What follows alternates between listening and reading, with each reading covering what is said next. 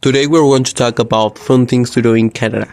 First, we will talk about riding horses, then we will talk about camping. After that, we will learn a little about fishing. Also, we will talk about things like walking in nature, hockey, and soccer. So let's get started. Riding a horse is an interesting experience because you can feel the wind on your face, but many people think it's a dangerous activity. I am used to riding horses, so I think it's a dangerous activity. If you can ride a bike with like extra training, you'll be able to ride a horse. It's preferred to ride a horse sunset because it's the most relaxing moment for me. Finally, it's a very popular activity in countries Canada, especially in the countryside. Did you know that camping is a very popular activity in Canada? This is because of the huge woods in the countryside. I could go camping a few times before. In my opinion, I recommend this activity for everyone. If you live in a city, you're not used to listen to wildlife, but one night camping is enough to discover a new natural world. Camping isn't difficult at all. You only need to bring a blanket, a few snacks, and a flashlight. This will be enough to enjoy a nice moment in the countryside. Just remember to keep an eye on your surroundings.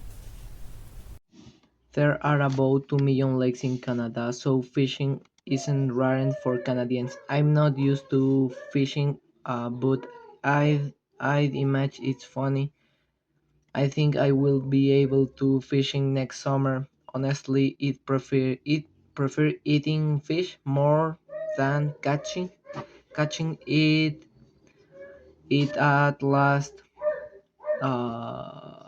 People recommend to be prefer party when you go fishing. So if you're patient person, you will three. Hockey is the national sport in Canada. The Canadian national team is the current world champion. They were able to achieve that because of the winters plus the many lakes mentioned before.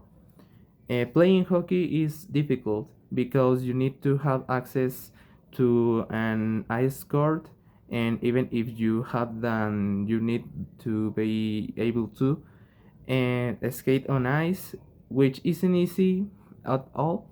This sport has a lot of fans around the globe, especially in the northern hemisphere. Honestly, it prefer to watch it instead of playing it.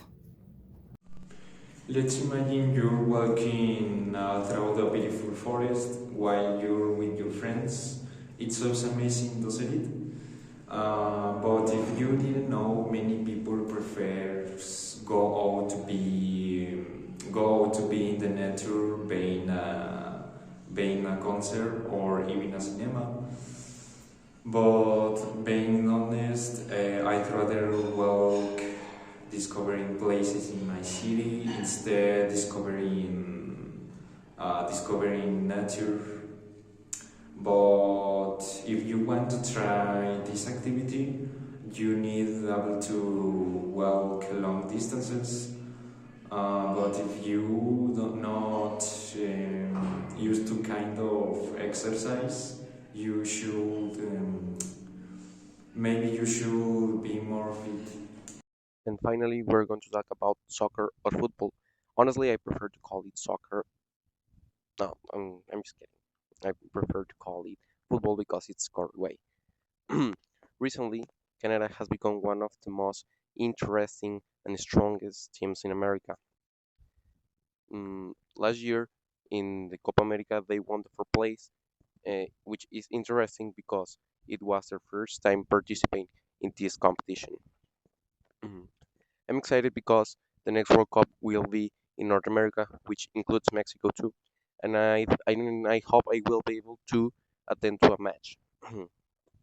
Being back to Canadians soccer achieve, um, I find the history of the players interesting, especially the history of Alfonso Davis. Alfonso Davis was born in Ghana after their parents moved there, escaping from the Liberian Civil War. 5 years later, Alfonso Davis arrived to Canada, which currently he is living his dream, being a professional soccer player.